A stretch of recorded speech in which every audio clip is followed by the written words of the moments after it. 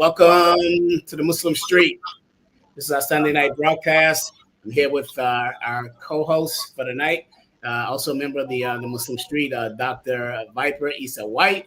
Now we have a great guest. I'm going to allow him to introduce himself in a second. Just want to set the table. We are building this platform. We're building it. It's creating a lot of buzz. We're across all social media platforms. YouTube, you can find us at The Muslim Street. Also Twitter and on Facebook at The Muslim Street. And also you can find our periodical, our daily newspaper at www.themuslimstreet.com, where you can find very hard-hitting conversations and articles and issues that pertain to the Muslim community, not only here in America, but throughout the world. So our co-host, Hina Lotus, I'll be sitting in for her. And tonight she's away. She'll be back in a week or two. And we can resume conversations with her. She's been doing a great job. How you been enjoying Hina so far, Issa?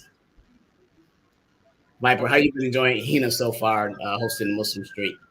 Oh, it's been great. I think this is perhaps one of the best, if not the best, show we have that talks about the issues that's facing real people on the street, with an emphasis on the Muslim community. That's not only in the United States but in North America. So it's been a gas. It's been exciting. Yeah. One of the things that we wanted to do for the listening audience with this platform is that we have people on from different diverse perspectives from the Muslim street. The Muslim street is every street around the world where you find Muslims. And that street could be the African street. It could be the Caribbean street, the Canadian street. It could be different political ideologies. Those of us who fight very hard against the empire and its eventual disappearance, and those who are who want to assimilate with the empire. We wanted to get an opportunity, though, to kind of build in this platform, the Muslim Street, www.themuslimstreet.com, is to give voice to revolutionary thinking, revolutionary thought that you sure will not find any Western mainstream platforms like CNN or MSNBC or Fox News. They're going to be calling us saying, what do you think about, this issue that's going on in the Muslim world? No, they're not going to call us, right? They want a captured, safe version of a continuum of their own perspective. And that is to sustain the Western power, right? So you cannot find voices who speak to bring down that power. So here we are at the Muslim Street. You'll see guests coming in with some very interesting perspectives, and we'll hash those out and discuss them. We'll do it respectfully. We would do it kindly and warmly, and really in a way of deep thinking.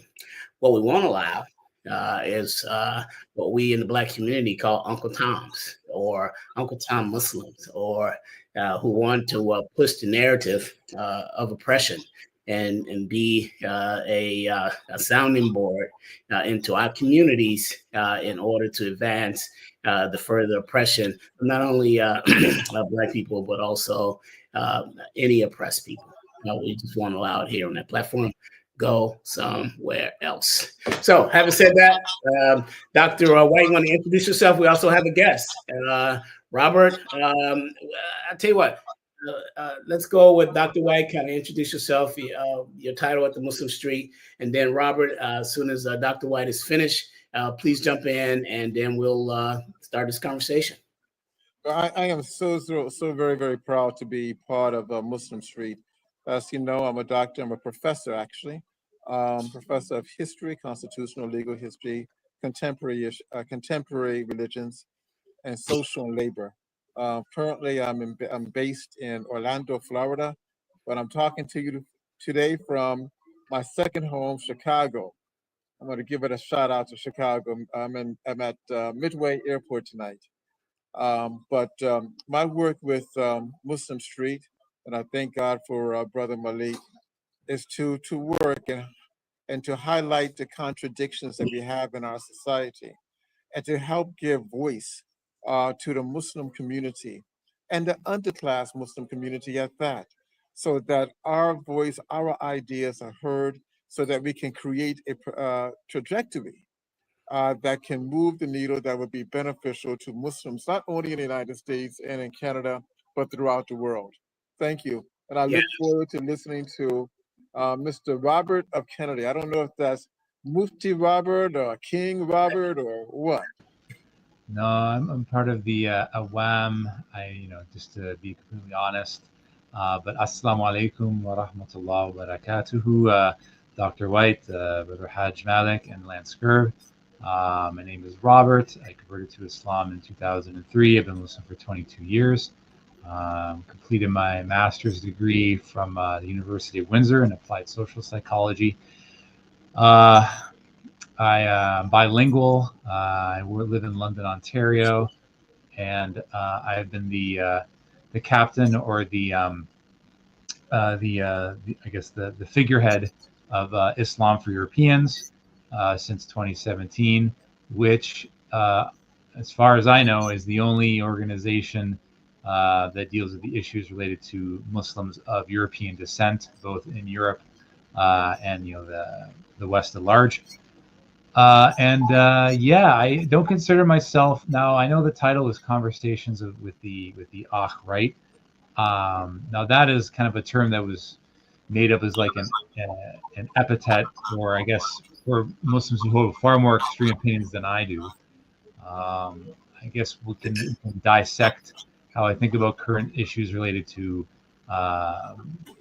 Muslims of European background, African American Muslims, born Muslims, and the greater Western community. But I'm really looking forward to this conversation. I'm really glad that the Muslim Street, even though you ally yourselves more with the political left, or not the political left, but more with the left on certain issues, are willing to reach out to people with different political beliefs, such as mine. So I'm really looking forward to the conversation, brothers.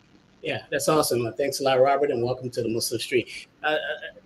Robert, I'm going to ask you a question as related to the context of your organization and in the circles that you organize in the European Muslim community. But I'm going to ask this question sort of sideways.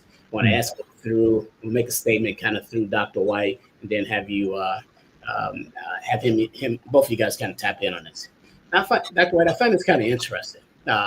Robert said that he organizes basically with the group that he came from, right, and around their issues.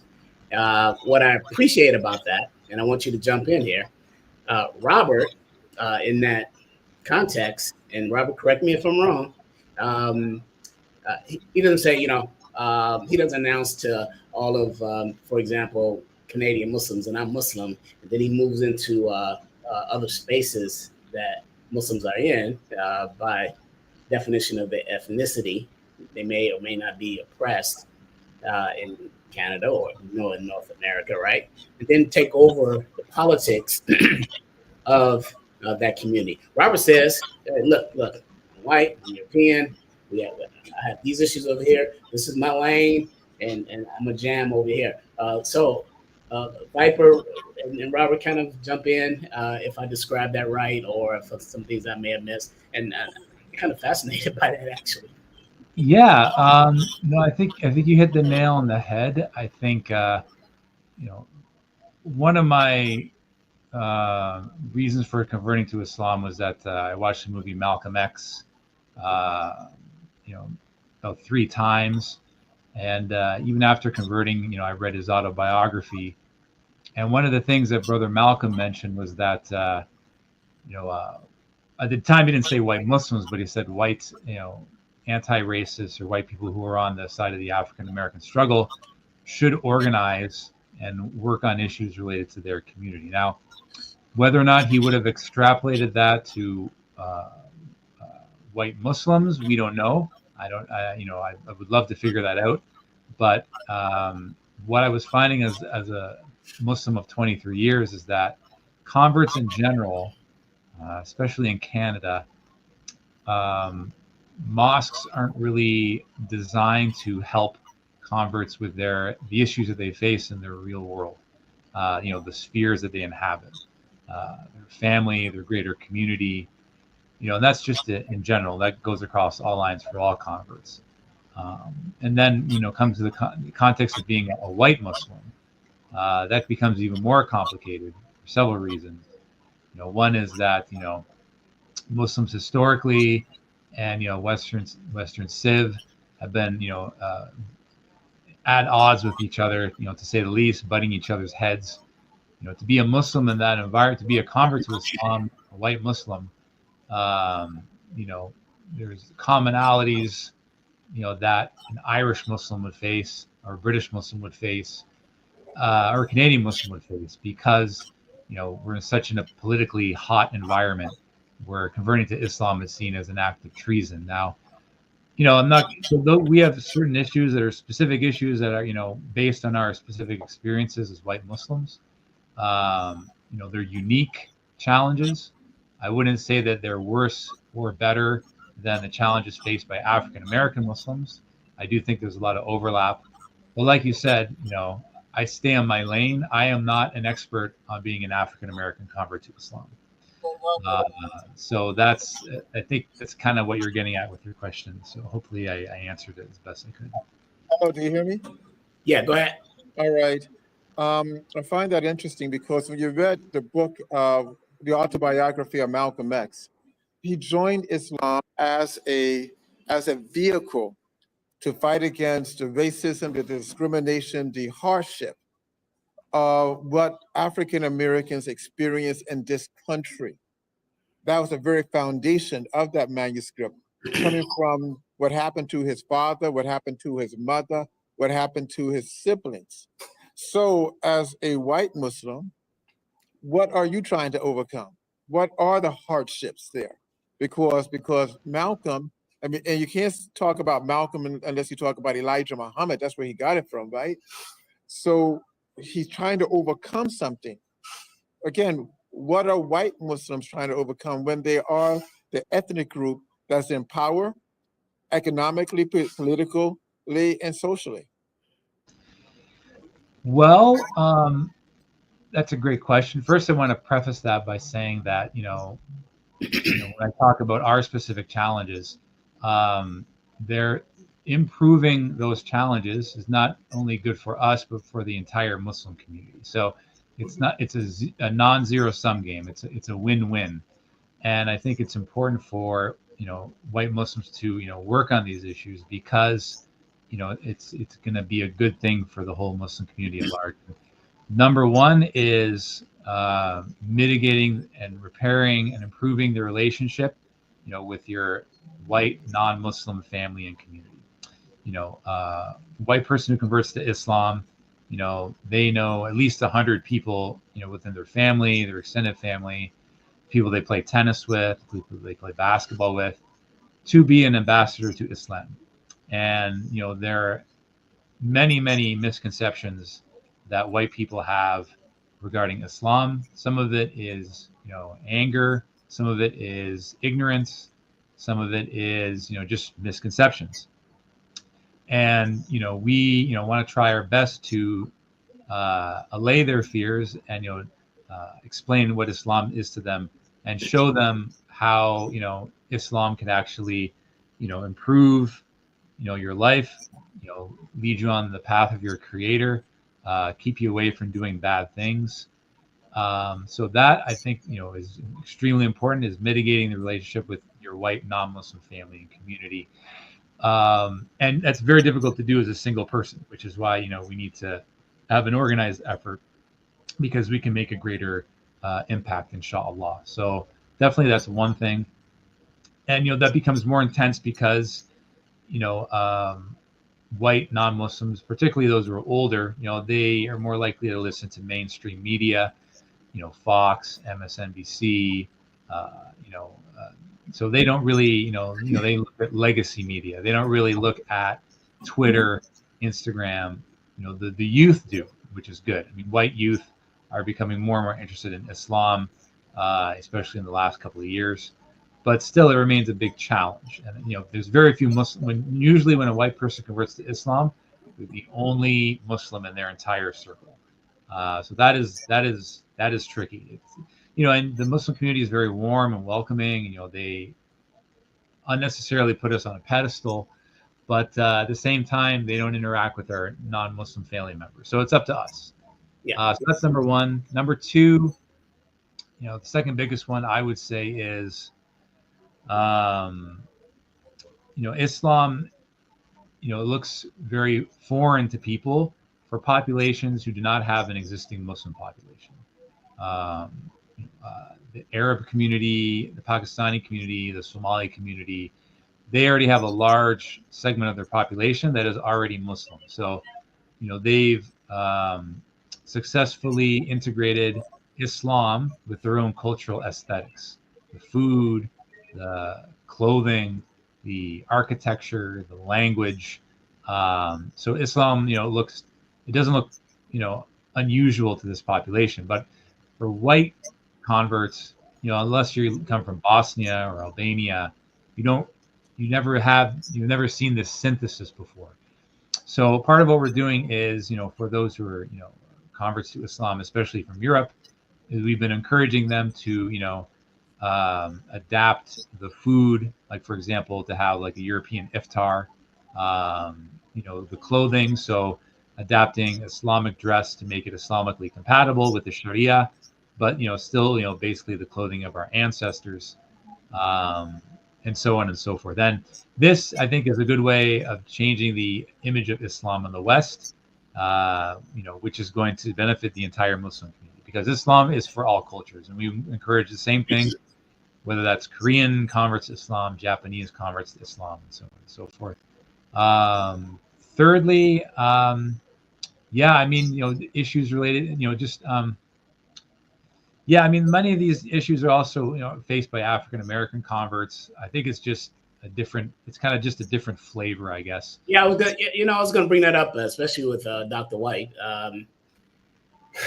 There's some comparative nuance that you describe that you as a white convert went through, that we as Black Muslims went through in our conversion to Islam down here in the lower 48.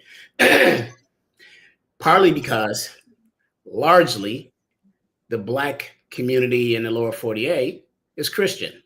So imagine that someone, wakes up as a teenager, like I did one day, obviously it was through transgression, or some sister in her 20s, comes home and her hair is covered. The backlash that you get from family members in the Black community, which is largely Christian, largely quick, 90s, in the 95, 98%. I don't know what that number is, but it's very large. The talking behind your back, the laughing at you, the making jokes about you, this passive aggressive oppression is what I call it. There have been sisters who have come in and said they've converted to Islam, and they went from wearing a mini dress with their chest hanging out to covered up and a scarf over their head, and their own mother, their own sisters or aunties, or even their father toss them out the house and say, don't come back in here with that knapsack on your head again, right? So in terms of the nuance, the comparative nuance, that you kind of find yourself alone. Did you kind of experience that when you converted to Islam and other white European, of European descent, Muslims who have converted to Islam in your circle in Canada? Do they talk about that? And that's why you kind of guys gravitate toward each other, because that's where I found Dr. White. And others. Here we are with our family members or our friends that we grew up with or whatever, and saying, oh, he's Muslim now. They move away from you. That's just the reality of it. And we forced, in a way, to find new friends. Did you experience any of that same rejection?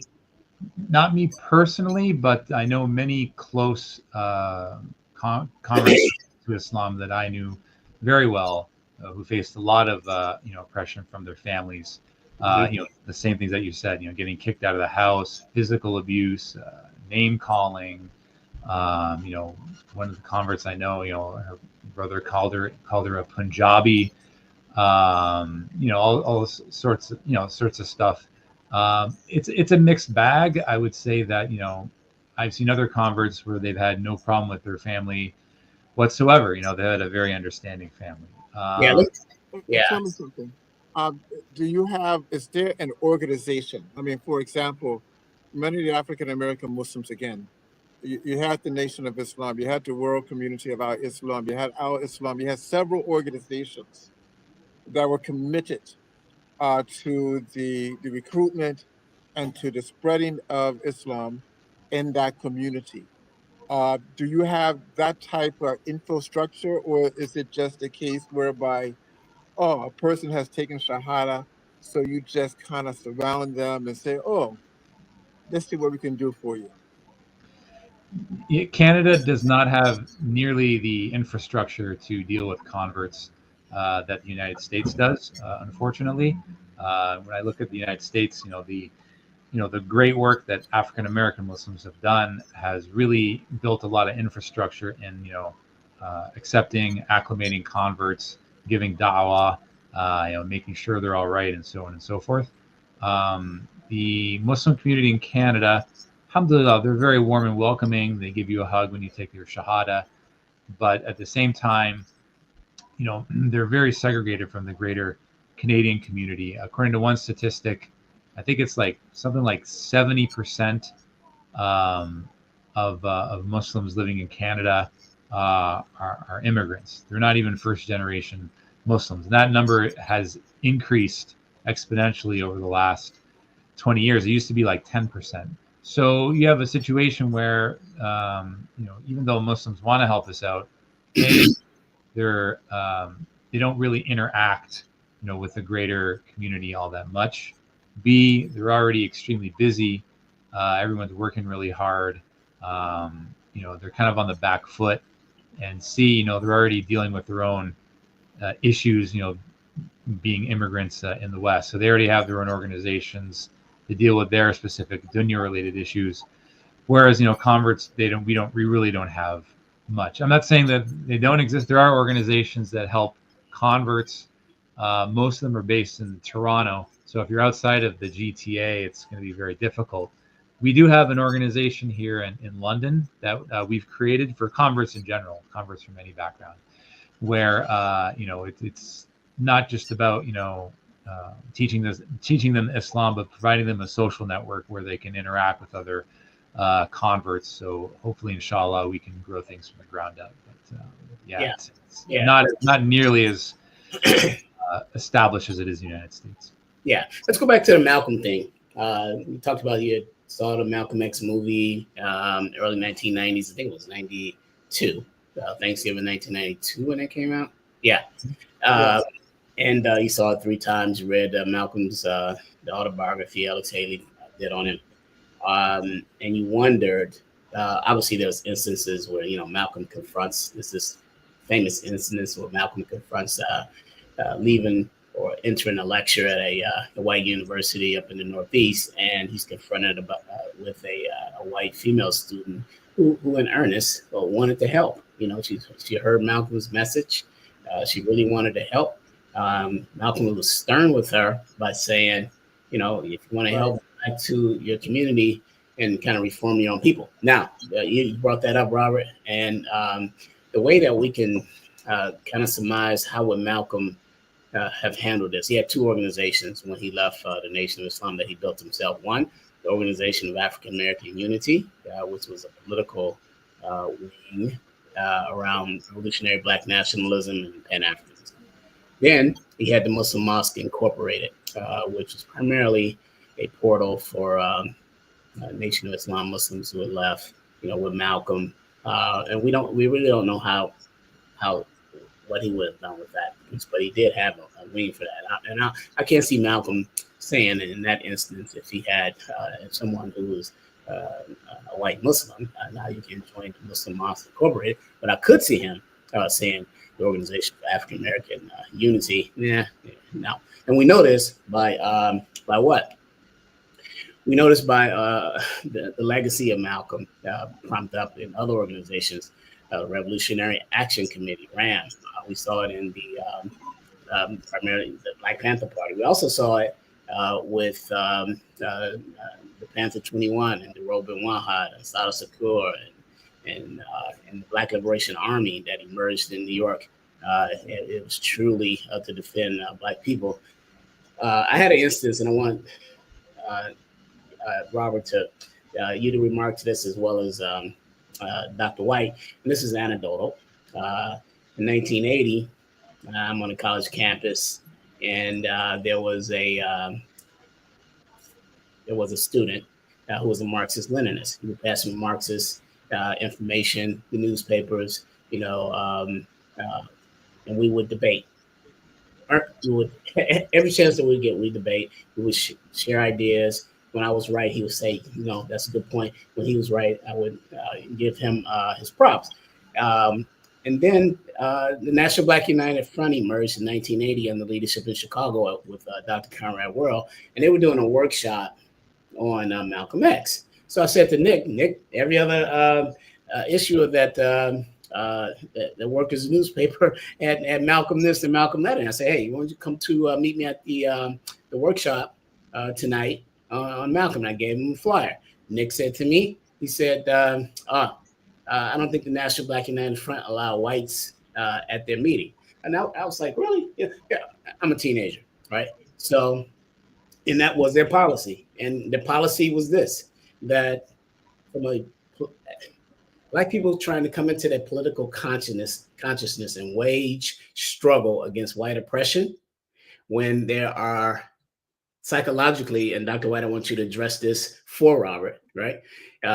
Psychologically, when a white person, even in Nick's case, steps into that meeting, into that workshop, where there's 40 or 50 other Black people coming into their consciousness, the whole mood changes. Black people, because of the psychological condition of slavery, don't say anything that'll offend Nick, that kind of stuff. So, Dr. White, can you? Yes, it's not only. You're absolutely right, Brother Malik, because there is a skepticism of having certain groups come in because the pattern, the politics changes, the awareness even changes. So what happens is that the group begins to say things to appease the new member, and then the whole objective of the group changes. And I'm very, very cautious of this. For example, let's take it to national politics. Right now, President Trump, right? He has appointed 2 Muslims to his faith leadership. Both of them are white.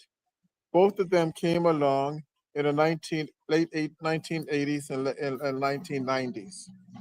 Both of them have never supported anything that deals with the Palestinians, the Syrians, the Yemens, the Somalians, none.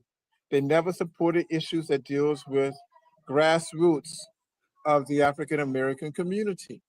But they're in the position to begin to formalize ideas. So what happens oftentimes, again, the group that they join that was started for a particular action becomes non-action. And that's the issue. And so, and that's my my cautionary perspective of having other groups to come in. Can you speak to that? Did I make myself make sense, Robert? Yeah, I don't endorse anything with the Republican Party, so they couldn't pay me enough money to join the Trump camp. But I get what you're saying. Like as soon as okay, let's break this down into 2 parts. One is joining a non-Muslim group that's already antagonistic towards Muslims and Islam to begin with, and that's extremely problematic. And then secondly, you have what happens when you have Muslims from different backgrounds, or Muslim from a different background coming into and trying to assume a leadership role in this mosque that has been predominantly one background that has that is based on their particular experience. I can give you another example. There was a mosque in, I'm not going to say which city, but they were talking about the fact that in these khutbahs, it was run by the Arab community, and not just the khutbah, but also in conversationally, they're trying to speak as much Arabic as humanly possible. And the imam explained it to me, just like the reason why we're doing this is because a lot of the Arab youth, they're losing their Islam and their Arabic language simultaneously. So losing their Arabic is tied into not just losing their Arab identity, but their Muslim identity. So that's why we're trying to instill, Arabic in them, because we're worried about their Arabic proficiency and thus their Islam. Which is totally understandable. What happens when you when you suddenly flood this mosque with 10, 15, 20 converts who don't speak any Arabic whatsoever? Now everyone has to start speaking English. So you're not achieving your objective. So there's this whole kind of like a model that I call the Medina model that Muslims have been trying to do for quite some time now in the West, and that is that in order for us to be successful, we have to be one united community. Which sounds great on paper, but you have Muslims from many different backgrounds, who come from many different experiences, who have many different problems, and you can't have a cookie cutter approach to all of these problems. When it comes to white converts, look, a theoretical Islam for Europeans mosque, anyone could pray there. We wouldn't disallow any Muslims from praying there or having iftar with us, praying in the same rows from us. So that, I want to get that out of the way for starters. But we maybe have to have some events where there are people who want to know more about Islam, but it's incredibly controversial and taboo. So they want to be around other converts, not because they have anything against born Muslims, but you don't know what could happen. And some Muslims are well-meaning, but I don't think they understand the ramifications of some of the things they do and they say. I mean, we have in Canada there's this phenomenon of videotaping everybody's shahada, and then that's problematic for similar reasons. What if their workplace finds out that they're Muslim, then they get fired? What if they're hiding the fact that they're Muslim from their families, and then they find out that way? So there's you can't just have a cookie cutter approach to solve all these problems that various Muslim communities are facing. I think that it needs to be compartmentalized, to an extent, or else you're not going to get anywhere. So, and I don't think that's disunity. I just think that's just logic. With this, for example, certain groups can change the narrative. For example, 35 years ago, or let's say 50 years ago, the narrative focused on African American Muslims. They focus on the term they're Black Muslims as if they're different. Then later on, about 35 years, 20 years ago, we started seeing this term radical Islam. What is that? And now people are talking about, I'm not a radical Muslim. I'm a Muslim of peace and that type of thing. But you don't hear that narrative talk about Christianity. Radical Christian. What is that? You don't hear it. You don't hear any term talked about like radical Judaism. All right. You don't hear that. The point is that the larger community creates a narrative that now the smaller community has to follow and put into their language. And so I'm very, very cautioned again when we see groups saying that, especially European groups, they're saying they want to be a Muslim and they love Islam. Then we begin to see things change. And then they begin to say, well, I'm a good Muslim. Those other Muslims are bad Muslims. We bring an element of civility. We bring an element of political nuances that is based on democracy into the Islamic fold. You see where I'm going? Yeah. And that becomes very, very problematic and very, very bad. because you have now changed the whole fabric of the religion. Yeah, I think too, Dr. White. And again, just let me pause. You're listening to the Muslim Street. You can find us across all social media platforms at the Muslim Street, and of course on the website www.muslimstreet.com. I think what is, if I were to add something to that, so to be fair to Robert on this, and that is there's something that happened at the beginning of the 1990s. There are two things that happened at the beginning, and it kind of connected, obviously, right? Two things that happened at the beginning of the 1990s. The fall of the Soviet Union in 1991, and then the shift by the middle of 1992. By the summer of 1992, in front of the Chicago Tribune newspaper, the Sunday edition, and Viper, you in Chicago, you know how big that is. Oh, yeah. It read, Islam is the new enemy, right? So for 40 years prior, it was quote unquote the USSR, Soviet Union, right? Put that in the context of the military industrial complex. And how long have they, meaning the West, particularly America and the West, has warred against the Muslims since 1990 to the present, right? So that's 35 years, coming up on almost as long as they held the Soviet Union as their enemy. Right now, if we ask, the question I want to ask Robert, in the context of the West declaring war on Muslims, war on Islam, this is clear, right?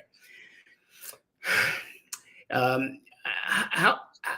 do your politics respond up in Canada and others, right? How do your politics respond to the West being at war with Muslims, and how do you integrate your relationship with that, right? With that phenomenon, that reality, that political reality.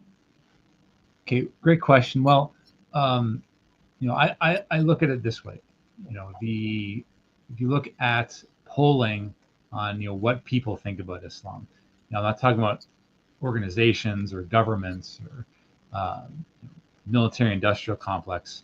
There's a wide range of opinions on Islam, throughout the Anglosphere. There was one poll released by the UK. They polled non-Muslims. What do you think about Muslims in the UK? 35% said either slightly positive or highly positive. 40% said neutral or don't know, and then 21% said negative, slightly negative or highly negative. So that's quite a wide range. When we look at the far right, they're divided into two basic factions.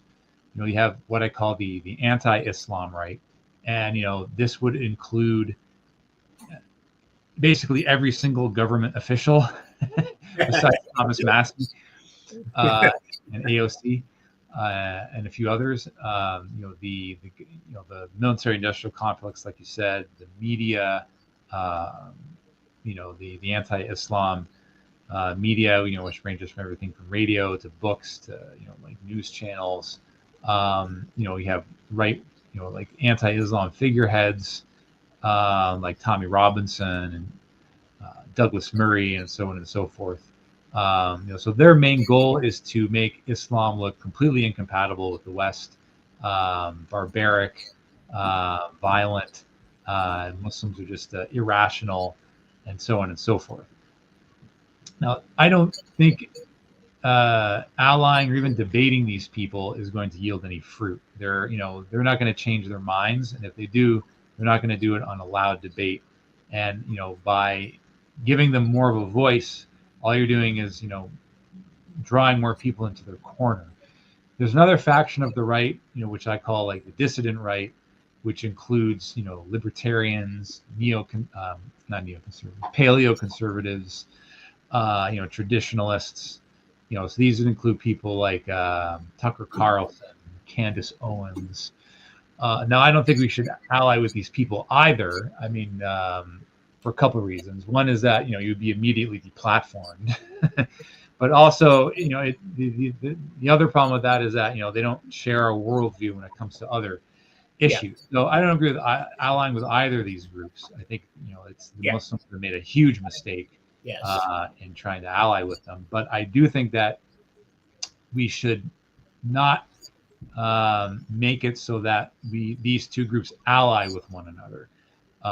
Because that can be a dangerous combination, because they end up going to the same protests, they end up voting for the same political parties, and we don't want that. So you can look at it that way without having to ally or get hired or work as a government official. So I'm just looking at it from another avenue. What I think we should be doing is that we should be concentrating on the converts, people who are interested in Islam, people who are genuine, and they're a growing number. I mean, the numbers on the pro-Palestinian movement have not completely, but largely flipped in every single Western country, and that's a golden opportunity for the Muslim community to build our not just build our numbers up, but improve the image of Islam in the West. So hopefully that answers your question as best as I can. Like I would never, ever, ever, ever, ever work for Trump or the Democratic Party or any other government official. We're all bought and paid by the MIC. Yeah. So Dr. White was kind of moving into space. I want to go back to Robert with an issue. I was in a conference, Robert. Dr. White was in this conference too, back in 2013 or 14. James Zogby was the speaker, who is a Lebanese Arab Christian. And he quoted, this is 2013, he quoted that some numbers that were quite disturbing, but it caused us to do further research, right? He quoted that in the United States, that the majority of the Muslims were Caucasian, 33%. And outnumbering Black Muslims, right? African Muslims. And we were shocked because we know where we come from, right? Dr. White, and we know America. If they were the majority, where are these people he's talking about? Well, listen to this, Robert. It's because of law inside the lower 48, and that's what I call it, to make the distinction with Canada, so you can kind of, separate yourself from this. It's a law inside the United States that says that any Arabs, it doesn't matter the color of their skin, any Arabs that come from the Middle East and North Africa on entry into the United States, they're classified as Caucasian. So you see how they use the numbers? So the Palestinians, the Egyptians, the Moroccans, the Sudanese, Syria, all of them classified as Caucasian, right? So, and Dr. White and I at this conference, he may or may not remember because it was 12 years ago. James obviously say, man, you full of it, dude. I mean, what are you talking about? Right. I mean, and what happens with this is that by classifying them in that manner, they begin to take on the persona, the political aspirations, the thought concept of the larger and the majority group. And they put themselves in a position to be diametrically opposed to the struggles of the African American. Because again, Islam for the African Americans, and how it's supposed to be throughout the world, is a religion of action. And that is a religion that fights against oppression, highlights the contradictions, and do not try to just continue the status quo of appeasement. You see, but now when you classify these other groups as part of the larger group, they inadvertently begins to take on the mantra of appeasement. Oh, you guys are too radical. You guys are always highlighting racial issues. Your Islam is not up to par. You have to speak more Arabic like everybody else. You have to really even dress and look like us and stop being so much of the African or the African American fold. Yeah. So I want to give some historical context to why why the law is classified that way. So Robert, back in the 1920s or 30s, the first group of Arabs who came to the United States in migration, they were not Muslim, primarily from Lebanon. They were Christian, and Right. they appeased the United States government to classify them as white. You know, and the United States government accepted that, right? So then there's no massive immigration from the Middle East for a long period of time. I mean, for during World War II, Truman, he was against it. And then you have, on the heels of the Voting Rights Act of 1964, Civil Rights Act of 1965, you have the Immigration Act of 1966. Right. And then starts the floodgates of Muslims who migrate from primarily the Middle East and other parts of the world. And by the mid to late 1980s, they have a foothold in communities all over the country.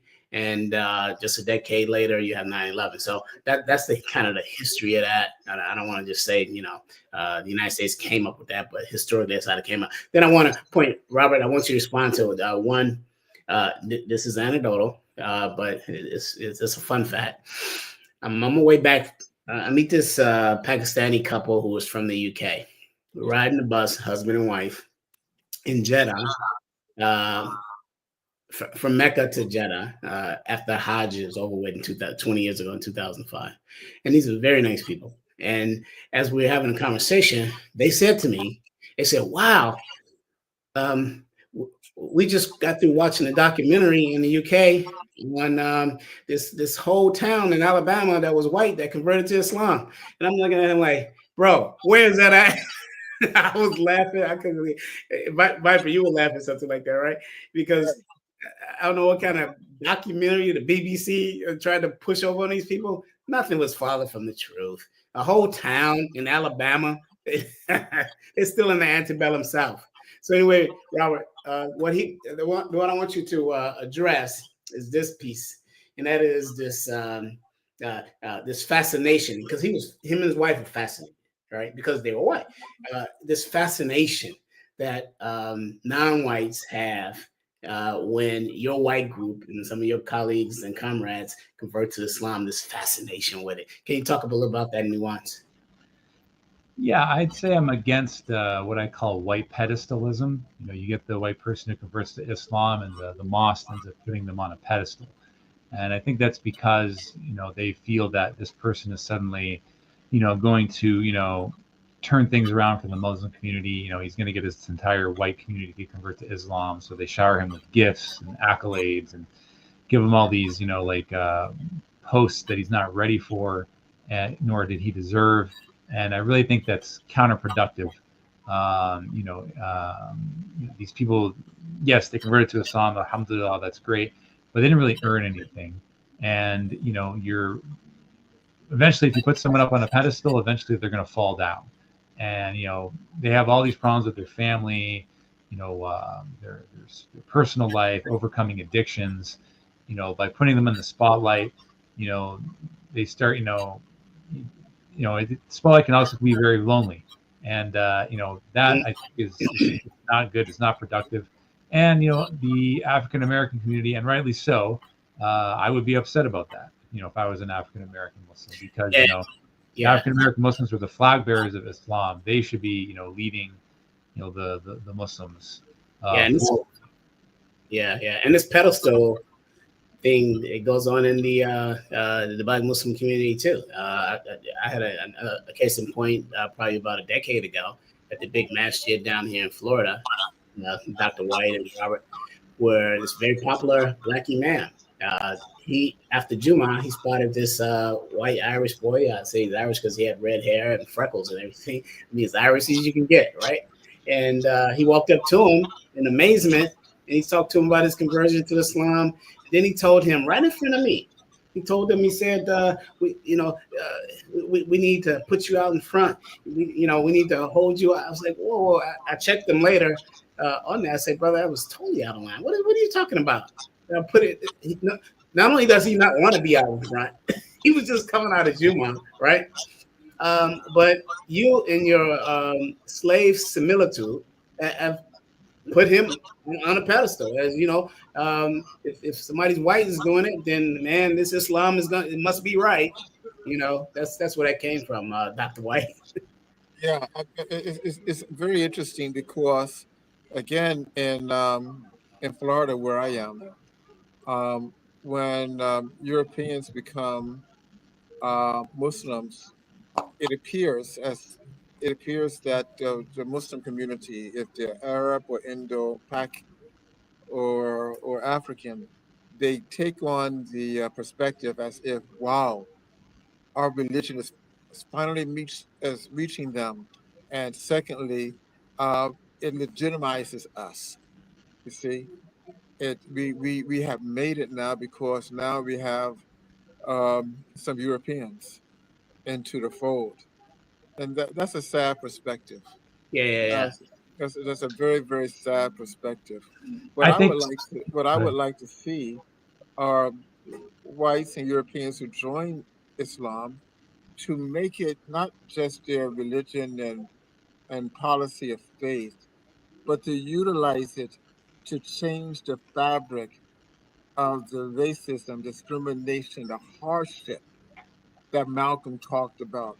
That's what he talked about when he said that this religion could become revolutionary in America. But just to accept it as a place, well, I kind of like Muhammad now, peace and blessings upon him. And I like the story about Musa. I like the way how you pray. I like the way how you eat. It's more than that. Islam must be utilized by Europeans as a way to change the fabric of their society so that it will become more egalitarian and less oppressive to people who are Muslims, who are people of the global South, who are people who are struggling to become part of this larger society. And if it's not utilized by that, then it's no good because Malcolm stated very clearly, if your religion cannot be utilized in that manner, then the hell with your religion. Yeah. That's what he says. And he's Yeah. also speaking about Islam in that. yeah. Robert, tell us about some of the projects you guys have going up there in the up in Canada, inside of your community, inside your organizations, that the listeners really can understand a little deeper some of your programs. I'm part of the Convert Wellness Caravan. I'm not the leader of the group, but we organize iftars for every Ramadan. Uh, you know, 4 every month. We're a small organization, and each iftar is a cuisine from a different background that's not normally Muslim. So we have a Jamaican iftar, we have a European iftar, we have a Mexican iftar, and a potluck.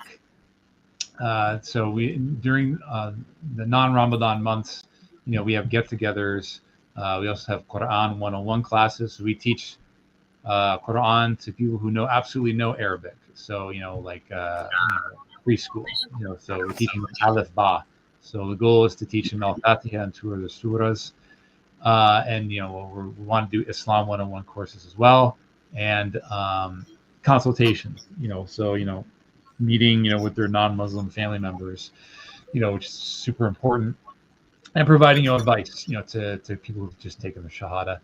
Islam for Europeans is an organization. I've taken a break from making videos, but I do start doing it again. Right now, I'm reviewing the Seerah of the Prophet because I'm currently writing a book, How Islam Can Save the West, and I'm looking at the Seerah and what were the similarities and what are the differences between the time of the Prophet sallallahu alaihi wasallam and the situation of Muslims in the 21st century West.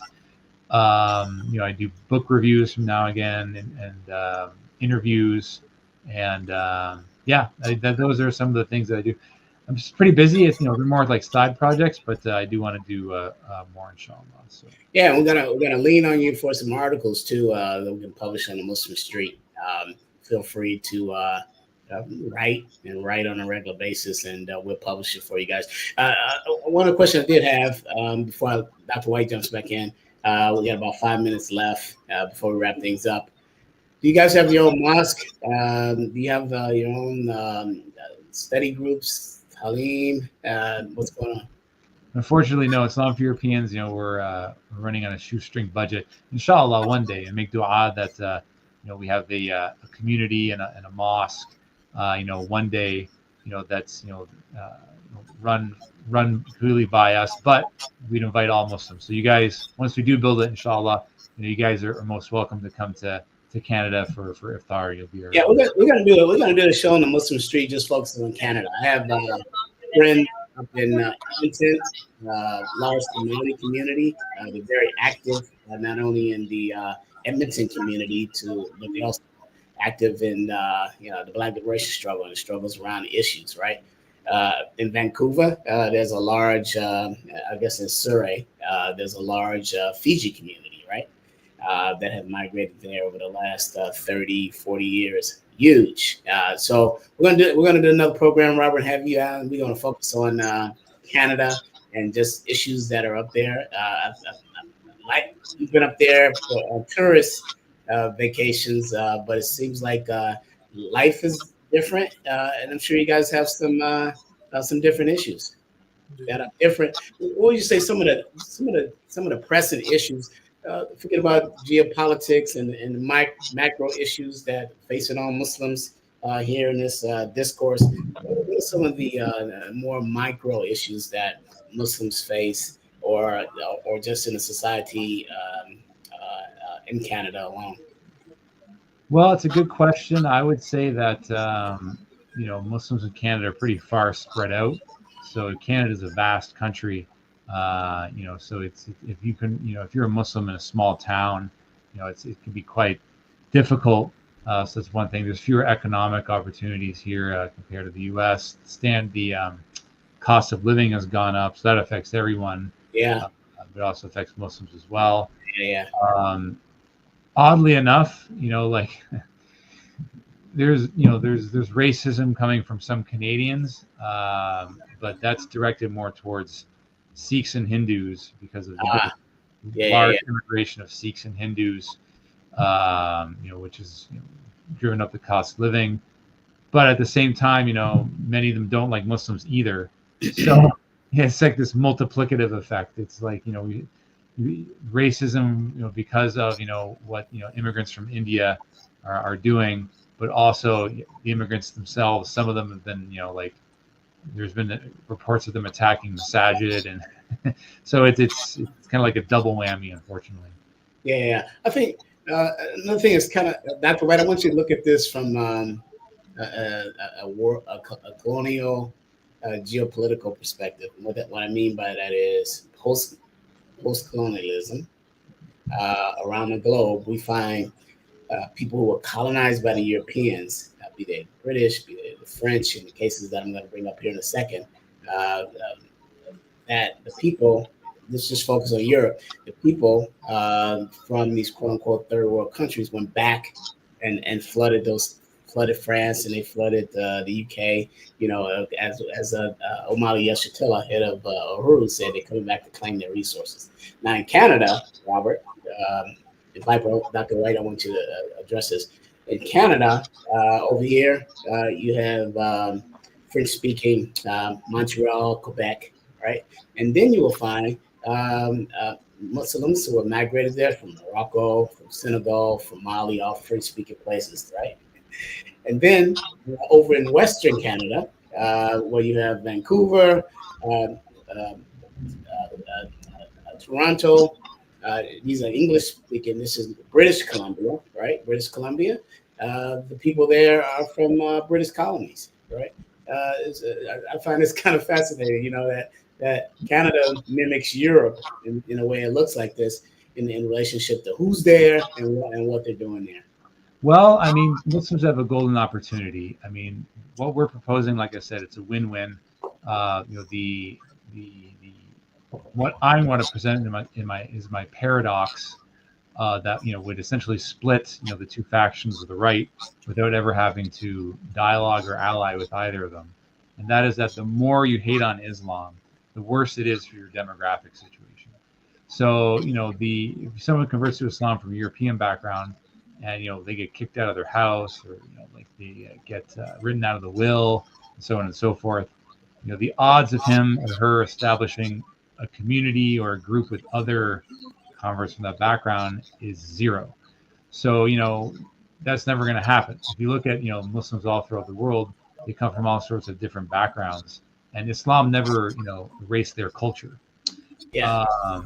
So I think if you present the paradox that yes, if you keep hating on Islam, it's not going to help your demographic situation whatsoever. As we close out, Robert, we want to thank you for being on. Where can the people find you at? Islam for Europeans, Islam, the number 4, Europeans on YouTube. We also have a website, islamforeuropeans.com. You can also find me on Twitter at Robert of Canada. All right, let's follow him. I want to thank you for the comments, and I wish you the best of luck. I look forward to seeing you and meeting you in Toronto, and to spread Islam. May Allah continue to bless you. I mean, Got a mobile there. Again, this is Malik Aziz for Human Lotus on the Muslim Street. We look forward to having you back next week. Assalamu alaikum. Islam, take care. Thank you so much.